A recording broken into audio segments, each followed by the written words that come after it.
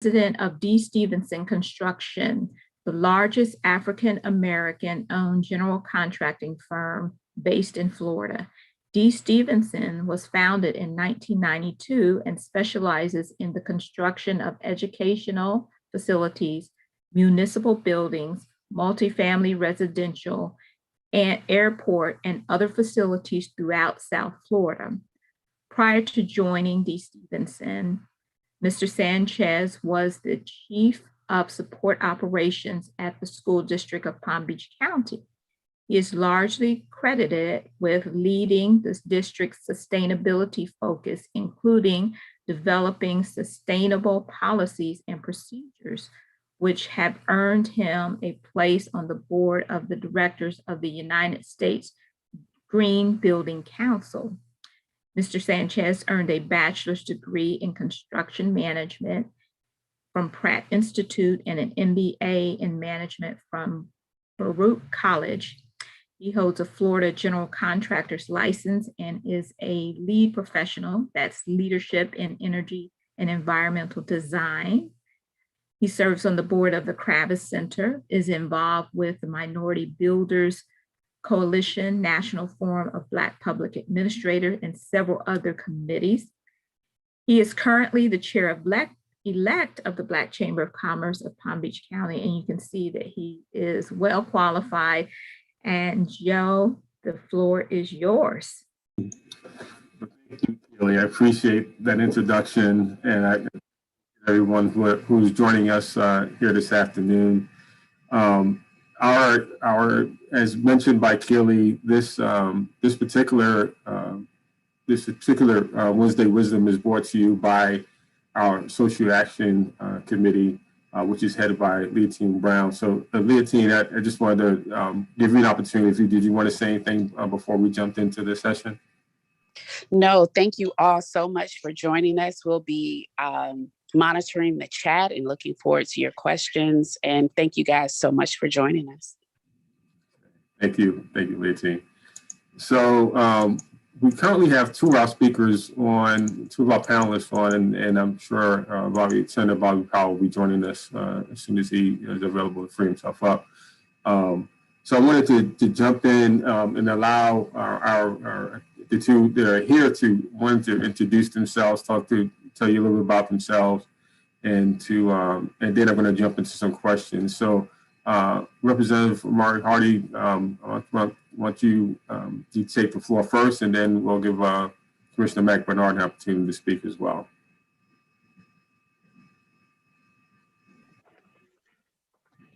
Okay, thank you. Can you hear me? Yes, we can hear you. Yeah. Thank you. So my name is Representative Omari Hardy, and I represent District 88 in the Florida House. District 88 goes from Delray Beach all the way up to Lake Park. So it includes a lot of our urban and inner city communities here in Palm Beach County. I've had the privilege of serving this district, in the legislature in what I believe is probably the most consequential legislative session in the history of the state. Certainly given that we were dealing with COVID-19 and the budget issues and the fact that the Biden administration came through with the American Rescue Plan, which really rescued the state of Florida. So I look forward to talking with y'all during this forum. Great, thank you. Mr. Mack Bernard, would like to introduce yourself as well. Thank you very much for having me, Joe. I don't know how you get to some work done with all the work that you're doing. Labor love. No, but I'm Mack Bernard, County Commissioner for District 7. And District 7 starts on the south end on Linton and Delray Beach, and it goes all the way from Delray Beach, Boynton Beach, Lantana, Lake Worth. It goes into the town of Palm Beach, Mangonia Park, Haverhill, West Palm Beach, most of West Palm Beach, Revere Beach, and Lake Park. Maybe missing some other areas in the district, but I've been a county commissioner for the past 4.5 years, and I get a chance to see the legislations that gets passed in Tallahassee. They sometimes impact Palm Beach County. And I look forward to having a discussion in regards to the legislations that's been passed in Tallahassee, how it will have an impact in Palm Beach County and the residents of District 7 and throughout Palm Beach County. Thank you very much for having me. Well, thank you. So, Representative Omari Hardy, so I know this was your first session up there, and so you probably don't, but I'm sure you've been paying attention to the politics for a while. How would you rate the overall session? You know, the pluses, the minuses, overall. If you gave it a grade, you know, A through F, how would you rate it, and and kind of why would you rate it that? Right. Well, I would probably give this session a D minus, maybe an F plus. The only thing that would keep me from giving it a straight F was the fact that we did put some of the dollars from the American Rescue Plan to work, which really saved a lot of crucial areas for the state. But absent the effect of the Biden bucks, we did a lot of things that are going to hurt working class Floridians and minority business owners during this legislative session. And so there was very little redeeming value in what we did during this legislative session. So I would have to give it a D minus. Okay, well, that's a pretty honest assessment. I understand Senator Powell is on the line now. Senator Powell, can you hear us?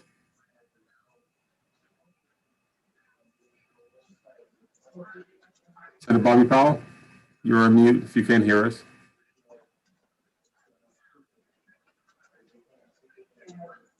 All right. One more time, Senator Powell, are you there? Okay, I'm going to turn to Commissioner Mack Bernard. Why don't you tell us how would you rate the session? I know you've been involved with this politics for a while. Well, you know, having served in Tallahassee and seeing that when I was in Tallahassee, the state's budget was a $70 billion budget, and now it's over $100 billion that the state just passed.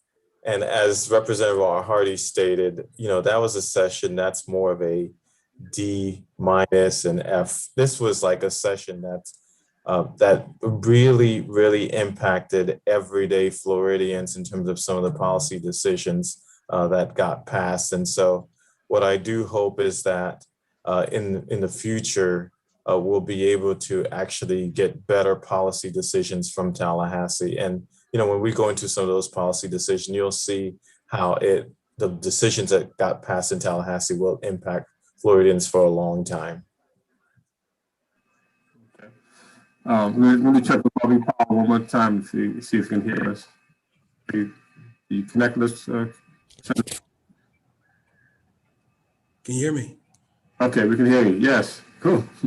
Hey, good afternoon, everybody. I am Bobby Powell. Of course, sorry I missed something. I'm actually at work, and they keep making me work at work, so you know how to go. Okay. I am the state senator representing Senate District 30 here in Palm Beach County. So proud and glad to be on here with you all this afternoon. Amongst my other responsibilities, I am the Senate Democrat Leader Pro Tem. For about 15 minutes this year, I was the Senate leader, and I'm also the chairman of the Florida Legislative Black Caucus. I've been a part of the legislature for 12 years, I think, and I've been elected for 9 of those 12 years. I've had the opportunity since I've been elected to kind of matriculate up into leadership roles and to serve on some of the heavier hitting committees, such as the Full Appropriations Committee and the Rules Committee. Getting a real grasp of the process this year. Of course, I heard Commissioner Bernard talk earlier about getting good policy out of Tallahassee, which has been extremely difficult. As Representative Hardy can tell you, it's been very difficult to get good policy out of Tallahassee more recently. However, there are still opportunities for those of us to go up there and continue the good fight and bring not only the economic prosperity back here to Palm Beach County, but some of the economic prosperity in terms of making sure that we're looking out for people who look like us. Ways we can do that, as you know, I just read an article, or at least saw the headline of an article that says home prices in Palm Beach County are headed towards $500,000. That's not feasible for anybody. And when we talk about the wealth gap here in the state of Florida, or for Black folk, that continues to increase.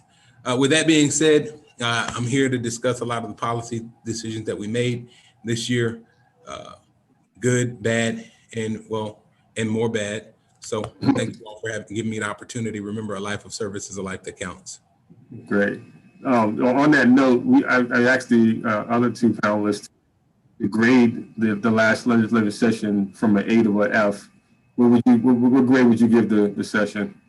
I missed what they said. What did they say?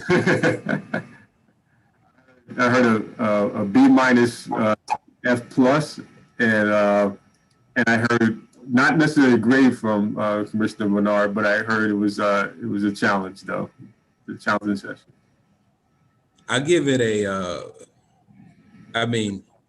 D, and that's being gracious.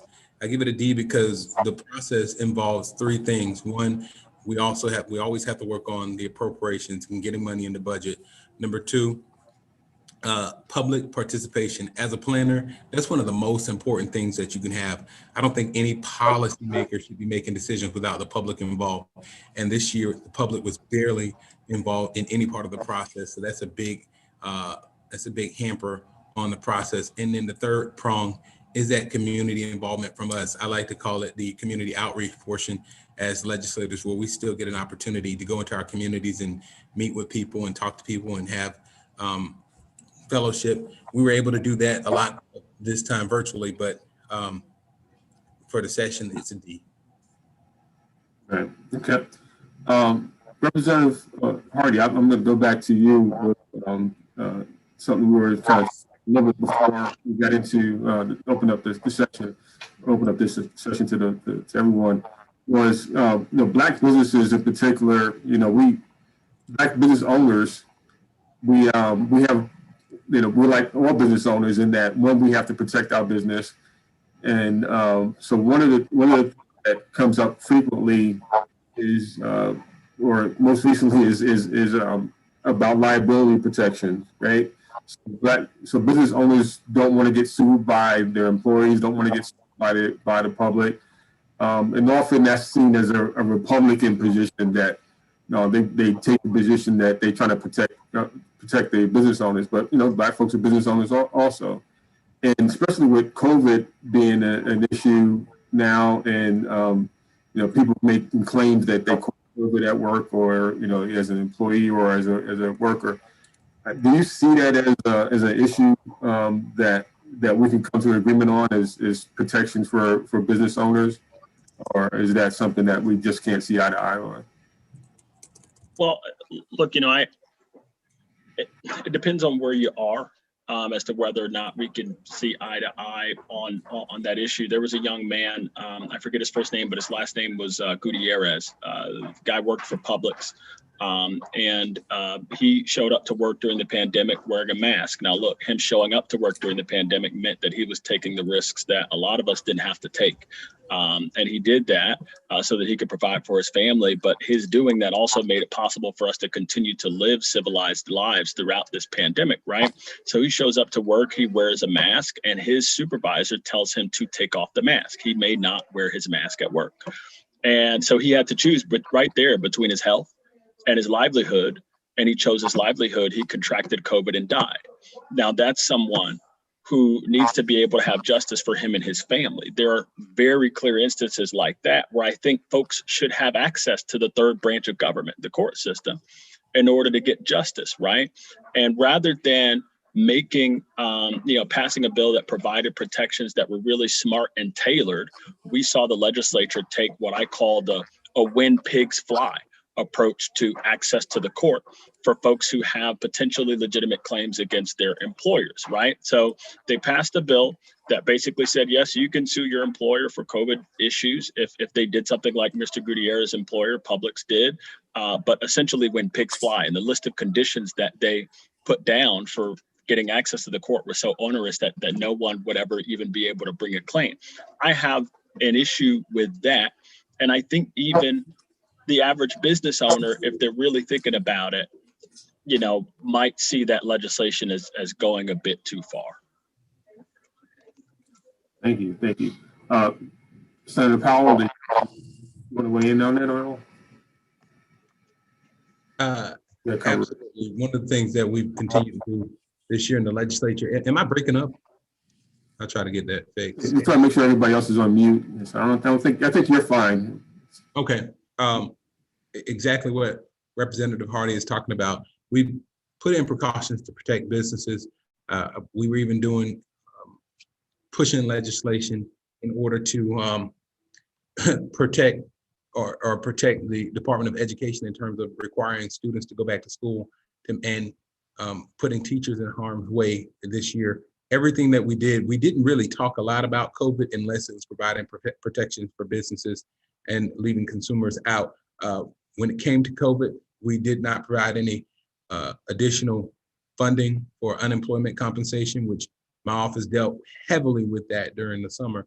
There were a lot of people who had claims, who still to this day have not received the first dime of unemployment compensation. And it's been a very, very difficult operation as we relate to COVID in the business community. And what you've seen is we've talked about this when the CFO, Jimmy Petronas, came to Palm Beach County to discuss this particular issue. I had an opportunity to meet with him. I actually was there when he was at Pistache to discuss this particular issue. And one of the things I wanted to talk to him about was keeping in mind that yes, there are Black businesses as well, small businesses that need protections, but we need to look at that on a scale and realistically take into account how do we provide protections for small businesses, Black businesses, and consumers at the same time while still trying to provide these protections during COVID. This ultimately ended up being what we would call a food fight between some of the business community and the trial bar. A lot of the problem with that was this was legislation that no one was asking for. There were no lawsuits that were pending with regard to this. It was just something being done, pushed in order to keep this issue out there in the forefront. Commissioner Bernard, I'm going to kind of take this from a little related perspective because I want to tie in the whole issue, which is, because one of the bills that passed, I believe, prohibits local government from prohibiting people from having home-based business, is what I understand. I'm not sure if you're familiar with that. You could know a little bit more about it, but so now this is one of many rules that they put in place to prevent local governments from trying to control their own communities. Well, yeah, I'll add to the first question that you had asked in regards to that bill. The first Senate Bill 72, which was the civil liability for damages relating to COVID-19. And what that bill did was it creates the civil liability protection for individuals, businesses, governmental entities, and other organizations against COVID-19 related claims. And so when you're having a war between the business community versus the trial bar, what typically will happen is because of the way that Tallahassee is set up right now, most bills are going to favor the business community, and who will end up getting hurt? Well, like Representative Hardy mentioned, the individual that shows up to work and they're told not to wear a mask. And so when those decisions get passed in Tallahassee, the war between the business community and the trial lawyers, it really impacts our everyday residents in the state of Florida and in Palm Beach County. But there were other issues that also got passed, which was, I think that impacts the Black Chamber of Commerce, which was, let's say, Senate Bill 50, which is a taxation, online sales tax. Now that the state can collect online sales tax. But one thing that I did see that was that instead of the money coming to do other things, what it did was to replenish the unemployment compensation trust fund. And for some of the small businesses, when that is replenished, then the law states that they will reduce the commercial rental property tax from 5.5% to 2%. And so that will have an impact on some of our businesses. In regards to local government, home-based business, which is what you asked, Joe, that bill, I believe that was Senate Bill 266 and House Bill 403. And that bill states that any local regulations on noise, vibration, heat, smoke, dust, glare, fumes, or noxious odor may not be more restrictive for home-based businesses than other residential properties. So that's those type of bills that impacts what we can do at the local level. Another bill, which was Senate Bill 268, which is preemption of local occupational licenses. And then there was another bill, Senate Bill 1084, which is volunteer ambulance services, and then another bill on impact fees. So these bills that sometimes get passed from Tallahassee will impact the ability for us as a county to regulate issues that impact locally. So there was from the staff level that we were talking to, as well as the elected officials level, we were monitoring a bill that was supported by the Associated Builders and Contractors that made it more restrictive for local governments to to have any kind of preferences or any kind of programs, an MWB program or any kind of local small business program, local business program, if any funding came from the state. I forget what it was. I think it was Senate Bill 78. I may get the number wrong, but it was basically tied to the government's hands. So I see Representative Omari Hardy wanted to chime in on that one. You have something to say about that, Representative Hardy? Right. Yes, that was House Bill 53. We took a Senate amendment on that very late. And the status quo before that bill was passed was this, that if a local government has a public works project that was paid for 50% or more by the state, that local government would be prevented from contracting with someone on the basis of local preference policies. For example, local policies making sure that Black women and minority-owned businesses are getting their fair share of the pie. Well, what this bill does was that it got rid of the 50% requirement and said that if a local public works project has even $1 of state funding in it, that basically they would not be able to use any of those local preference policies, which directly impacts our Black-owned businesses. It was a travesty that this bill was introduced. It was a travesty that it was passed, but unfortunately, that's the climate in the legislature right now. The Associated Industries of Florida and your contracting groups, they are not really interested in ensuring that we have equitable policies in place for contracting. And they're doing an end run around our local democratic process and going to the legislature to preempt local governments from making sure that the bidding process is fair. And let me add, what bothers me about this bill is just the fact that most of these people in these industries are getting our tax dollars it's our local dollars in the cities, in the county, that they're using to build roads. But then when it comes time to making sure that other Black businesses that's been deprived of opportunities, then they can go to Tallahassee and hide. And so in that way, they don't have to do what's right. And which is ridiculous that, they want to go to Tallahassee and just try to hide behind the shields in Tallahassee because they can.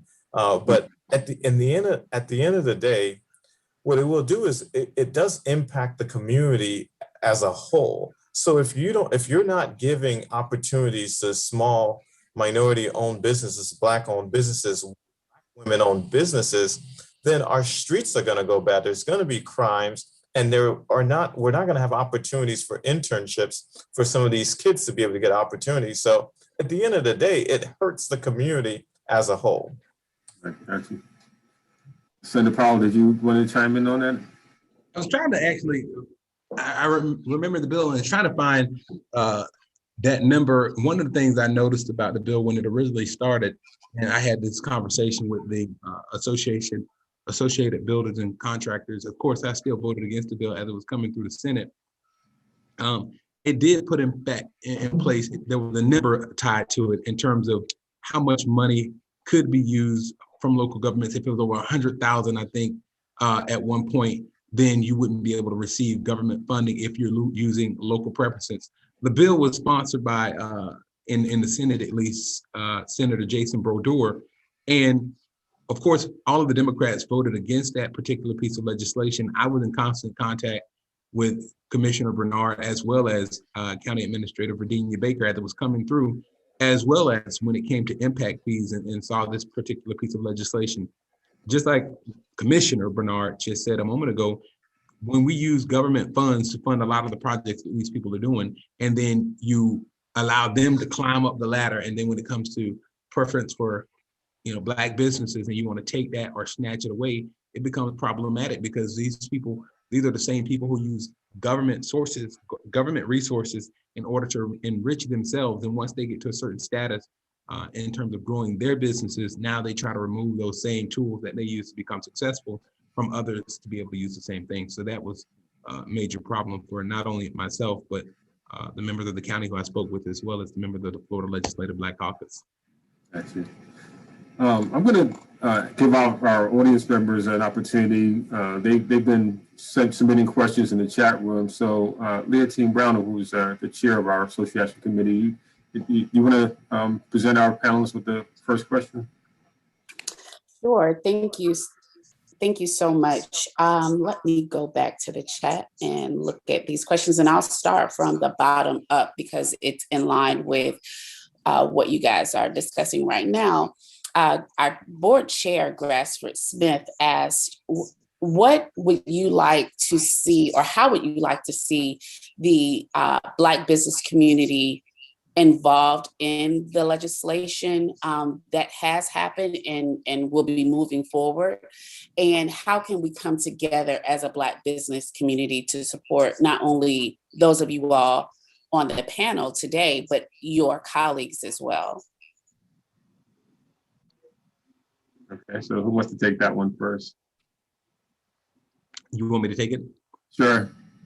I'll tell you a few things that always come to my mind when I think about this particular issue as it relates to Black folk in business and in politics, and it might be a little bit rough, but the truth is there's strength in numbers and there's strength in being a collective, right?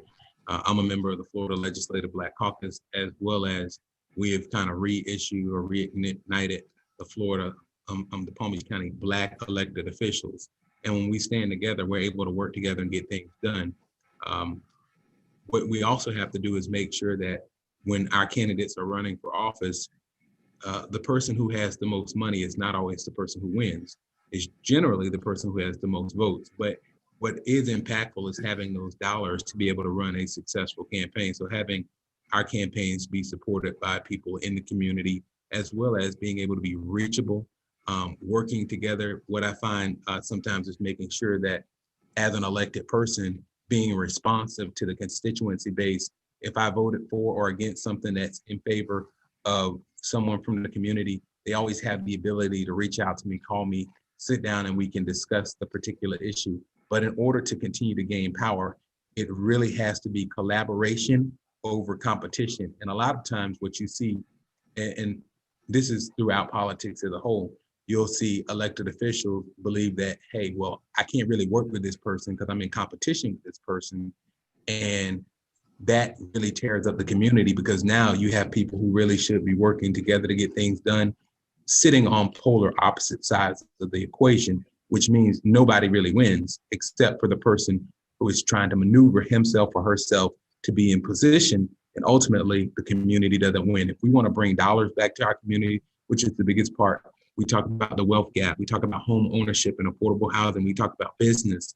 And we as Black folk, we can't really move forward if we don't own businesses, own homes, and come up with collaborative ways to start to get things done. And ultimately, it comes in with everybody working together like a clock. That means the business community, that means our elected officials, that means people in the neighborhoods and communities having a voice, working together and being on the same page. We may not agree with every particular issue, but when it comes to moving the ball in the right direction, moving the clock around clockwise, we get on board to make sure that that's what we're doing. Mack Bernard or Omari Hardy, did you guys want to jump in? Mack? Yes. Okay, Mr. Representative Hardy. Thank you. I don't want to be a defeatist about this. I think at the margins, we can make change. And I think that starts with electing folks who understand what the Black business community experiences and is going through, and electing them at every level possible, at the local level, because that's your bench for the state level, at the state level, and so on, right? But I think really we have some structural issues. The problem is that we have a legislature that is impervious to public opinion, because you have folks in that legislature that sit in gerrymandered districts and have no reason to consider at all what we think about these issues, right? There is a member of the legislature, and I looked it up. He was one of our main opponents on a lot of issues. This guy has a district that is 84% white, right? And that is the district that was gerrymandered for him to sit in, right? So we need some real structural reforms, and it starts with repealing the legislation, Senate Bill 90 that we had passed. Unfortunately, that was the voter suppression legislation.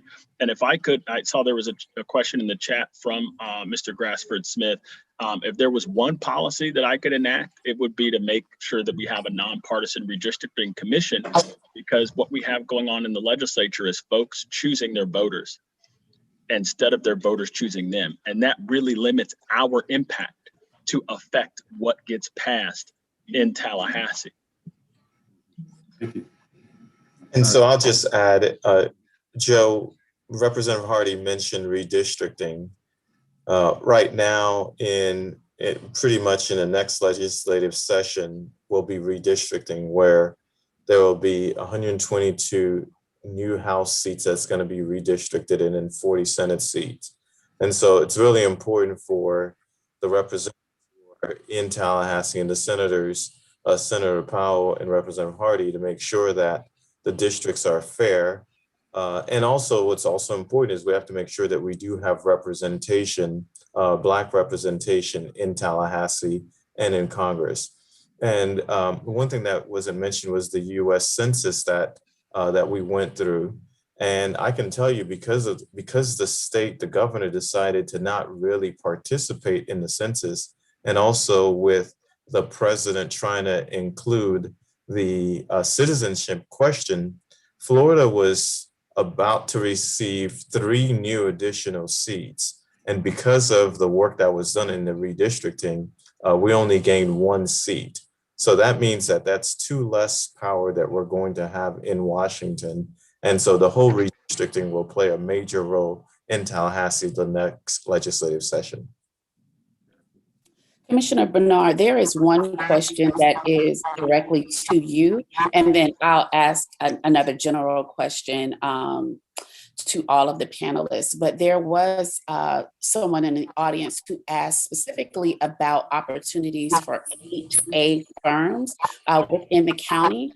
I think someone is unmuted, so you may be getting a little bit of background noise, but there was a question specifically about 8A firms and opportunities within the county specific to those 8A firms. Do you have any information regarding that, or where they could go to get more information about new and existing opportunities?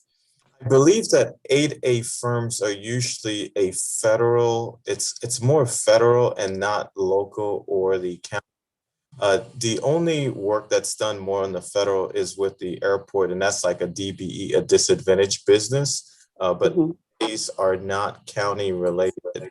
What we do have is we have the Office of Equal Business Opportunity under the leadership of Tanya Davis Johnson. So if the person have any questions in regards to how to be certified and how they can get opportunities in the county, they can reach that office. And I think Antonia Smith is on the call, is on the call. So whatever that we can do to get people certified and to get more opportunities in the county. Perfect. And to the individual who asked that, if you'd like to contact the chamber, we can also get you that director's contact information. We work very closely with her. So if you send us an email at info@blackchamberpbc.com, we can get that information directly to you. And then Antonia actually asked a question. So I'll ask her a question as well in the chat. She said the Office of Equal Business Opportunity closely monitored Bill HB 53, Senate Bill 1076, because of the implications that it would have on our SBWBE organizations. What will you do to work towards bipartisanship to help pass legislation that in these entities' best interest? I think that's an excellent question. One of the things that when you talk about that, I will also admit, and I forgot to say this, I did speak to Tanya Davis Johnson when Senate Bill 1076 was coming online. So as I was in Tallahassee, Tanya did call me as well. One of the things that I can do and have done as the legislation was moving forward, I was in constant conversations with ABC as well as the sponsor of the particular legislation. And when some of the changes happened that they said were better, they knew I would not be able to support the legislation, but it was extremely harsh at the beginning. One of the things that I can do and continue to do and will do is, as we go back into session next year, I will definitely, we have Palm Beach County Days, but I will definitely make a concerted effort to put my folks from Palm Beach County who are in the Office of Minority and Equal Business Opportunity in contact with the chair of that particular committee, which this year was Senator Bradley, as well as being able to work directly with the Senate President, at least on the Senate side, to have an impact on legislation like that, to let them know how important this is for our communities in terms of making sure we can build businesses and create opportunities for diversity in the business world and diversity when it comes to the economy. Either Commissioner Bernard or Representative Hardy, you have to. Well, so on the bipartisanship front, right? Here's the deal. In the House, there are 120 members. 78 of them are Republican. 42 of them are Democrats. They have an almost 2-to-1 advantage. And when it comes to things that are a priority of the speaker or of the leadership, that stuff passes. And our role is to make the bill less bad. And that's the unfortunate state of the legislature right now, right? So, you know, I wish that there were an opportunity to reach across the aisle with some reasonable Republican and pass a bill that will allow local governments to acknowledge and act on the fact that our Black, women, and minority-owned businesses are not getting their fair share of the pie, but they're doing the opposite despite our protests. And that's just because it's a priority for them, because they want to make sure that their friends are doing well. And to the extent that, you know, it is somewhat of a zero-sum game, there is a limited number of dollars to be spent every year. To the extent that Black-owned businesses are increasing in their share of the pie, some of their friends who are more entrenched, they're not doing as well because we are, right? And so that's just the unfortunate state of the situation. If we really want legislation to pass that will help Black, women, and minority-owned businesses, then we need to take a look at stuff like Senate Bill 90, which is suppressing the votes of Black people. And we need to look at the fact that the legislature is gerrymandering Black voters into as few districts as possible to diminish our influence within the legislature. This stuff is not directly related to Black business issues, but it sets the table for all of the issues that get discussed in Tallahassee that do affect Black businesses. So we're going to have to care about how functional our democracy is in this state, because if we don't, then it will be all the less representative of folks who look like you and me who are on this Zoom. And Joe, I'd like to just add, the way that Tallahassee is set up right now, it's just impossible for a Democrat to craft major legislation that will help a lot of Black folks. That's just the way it is. But Palm Beach County is a Democratic county. And so we have 39 municipalities. We have the county, we have the school district where you have a Democratic county. So as Representative Hardy says, you have to be unapologetic in terms of what you want done for your community. And so I believe that we can, the Black Chamber can play a role in the county, in the school district, throughout the whole county, all the municipalities. Let's make sure that we have opportunities for Black businesses. And so even though there's things that we can't do in Tallahassee, but we can do it in the county. We're able to pass the MWBE program in the county after not having it for 17 years. And because at the makeup of the county was 5 Democrats and 2 Republicans. And because of the makeup of the county, we were able to pass that. And there were some people who fought against it, but it did get passed. So let's try to do what we can do locally in the county, in the school district, so in that way we can continue to impact change. And Joe, finally, I want to say this as well. Keep in mind that we do have a Florida Legislative Black Caucus. I'm the chair. We have 26 members of the caucus. I think there's 27, but one of them is a Republican who, for lack of better purpose, has not really participated in what we do. But 27 members of the legislature can do a lot, right? We have the power of the vote. When we work together, when we show up, we were able to go to the Senate President and the Speaker of the House. And although it's not the strongest legislation, we were able to pass HB 7051, which dealt directly with police reforms in terms of chokeholds, in terms of a duty to intervene, in terms of a minimum age of arrest. So if we can do that in Tallahassee by working together, there's absolutely positively a way that 27 people working together can create some reforms with regard to the way that businesses are treated and structured here in the state of Florida. We have the ability to make a lot of noise, and at some point we've got to be unapologetically ready and willing to do so. Jennifer Carroll, when Representative Bernard was there, made sure that the Black Business Investment Corporations were funded, and she was a Republican. We have to use our strength and be strategic in terms of how we move forward, because in order for the state to succeed, in order for us to succeed, business has to move forward, especially when you talk about Black businesses. We cannot be successful if we don't have any ownership in anything, if we don't own homes, if we don't own businesses, if we don't own property. We actually have less of an opportunity to change the trajectory of the wealth gap. Okay. All right, so thank you, gentlemen. We're a little bit over, but I want to give each of you 60 seconds if you want to wrap it up. If you have one last thing you want to say, and since we're with you, Senator Powell, when you start with a wrap up, do you have anything you'd like to let us know that we haven't heard already?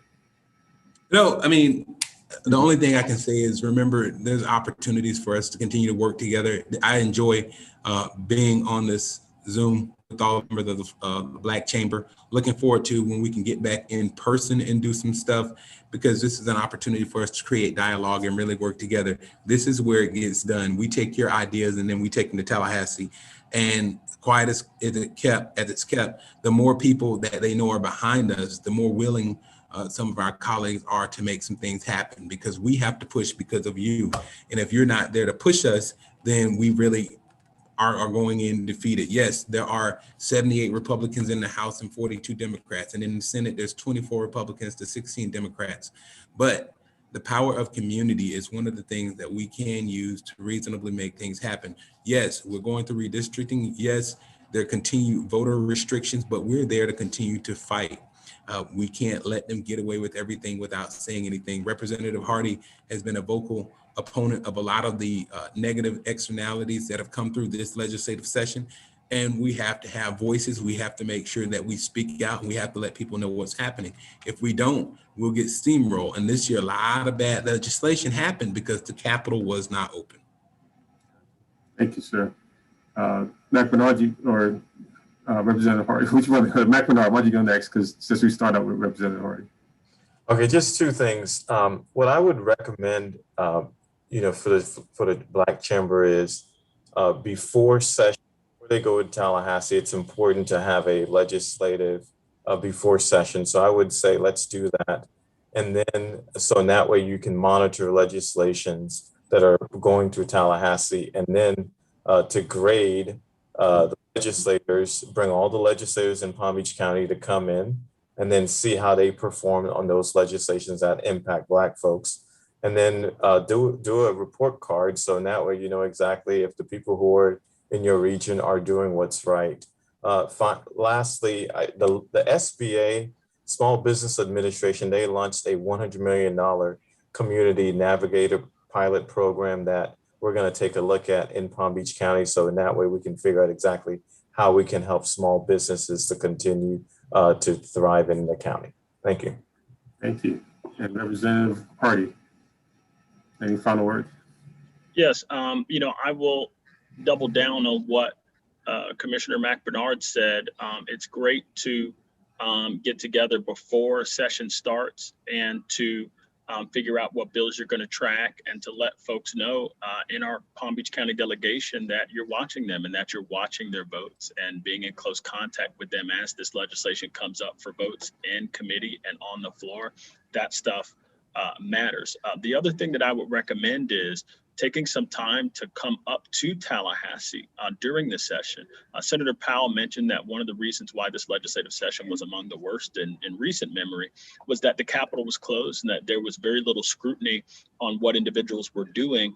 And to the extent that folks were outraged by some of the actions that this legislature took, members of the legislature were not as aware of the sense of outrage because the Capitol was closed, because they weren't hearing directly from folks. Folks weren't in their face. You didn't have protests and all that stuff going on at the Capitol. So that kind of stuff, it does affect the outcome at the margins. And you never know, what bad bill might be blocked or watered down as a result of vocal protest. But that's something that, for example, on HB 53, which is going to gut local preference ordinances and policies, that's something that potentially could have made a difference at the margin, right? The other thing is, we really have to figure out, as a Black business community, how to link up with folks who are trying to repair and save our democracy from Republican attacks on it, because that again sets the table for everything that the legislature does. I would love to believe that if I say reasonable things and develop personal relationships with folks on the other side, which we'll continue to do, that they will vote our way. But at the end of the day, when they have 78 and you have 42, they don't even need to count your votes. So that's something that every constituency, even the business community, has to care about if we want to make sure that the policies that get passed out of Tallahassee ensure an equitable business environment for Black-owned businesses. Well, great. This has been wonderful. I mean, the panelists have been tremendous, and I think my committee chair shares the same opinion. Leontine, did you want to say a few words before I turn it back over to our moderator, to Tracy? Yes, I just want to say thank you so much to the panelists for joining us today. I want you all to know that we appreciate you, but we also, more importantly, we support you in all of the efforts that you have made, the strides that you have made on the behalf of Black businesses here in Palm Beach County. I also want to say thank you to our moderator, Joe Sanchez, and to our resource development chair, Ms. Keely Gideon Taylor, for allowing the Social Action Committee to host today's Wednesday Wisdom. We did hijack it from you, friends. So thank you so much for allowing us to have today's Wednesday Wisdom. And because I didn't have an opportunity to speak to any of you all this past weekend, I also want to say Happy Father's Day to each of you. Thank you all so much. And I will pass it over to our board chair, Grassford Smith. Thank you, everybody. I think the one negative I saw today is that we don't have enough time with these gentlemen to really go into the issues. And Ms. Taylor, I might hijack you again, because I'd love to have them back some months from now to talk about the progress on these issues. I'm really heartened by their efforts and really passion for the issues. We know at the Black Chamber, one of our pillars is advocacy. And I can tell you, I've called Mack Bernard about a week ago about an issue on behalf of a Black business. So we take advocacy, that role, incredibly seriously. If we're not advocating for our business, I don't think we're doing our job as a chamber. We take that seriously. So I want to thank Joe for putting this together. Of course, thank our guests. Definitely would love to have you back. Senator Powell, you're doing a phenomenal job. Rep. Hart, you're doing a great job, as well as Commissioner Bernard. We look forward to seeing you hopefully soon. And I meant my question about what can we do to support you better. So please know you can call me and we'll do whatever we can to continue our relationship. And I'll take, Rep. Hardy, your suggestion that we consider making a way trip to Tallahassee seriously. I've actually done that with the statewide Black Bar, and I did feel that our presence there was felt while we were there. So I think we need to seriously consider that away game on behalf of the Black Chamber. Everybody, thank you very much. Thank you, Keely. Thank you, Tracy. And join the chamber. We're working hard on your behalf. Thank you. And one other thing, Grassford, I'm so sorry. I wrote myself a note and of course, didn't see the note while I was talking. I wanted to acknowledge Westlake Vice Mayor Katrina Long Robinson, who was on with us today, as well as our county administrator and very long-standing supporter of the Black Chamber and its board, County Administrator Virginia Baker. I apologize. I did write myself a note and of course skipped it because that's what you do, especially when you're not on camera. So sorry. I'm glad you did that. Very glad you did that. And I want to note that Ms. Antonia Smith did post in the chat the phone number and email for the Office of Equal Business Opportunity. So hope you all got a chance to get that info that was posted. So that gives you a lot of information about what they're doing in that area. So please take that number down. Thank you, everybody. I appreciate it. Thank you. Thank you all. Appreciate it. Thanks, everyone. Have a good afternoon.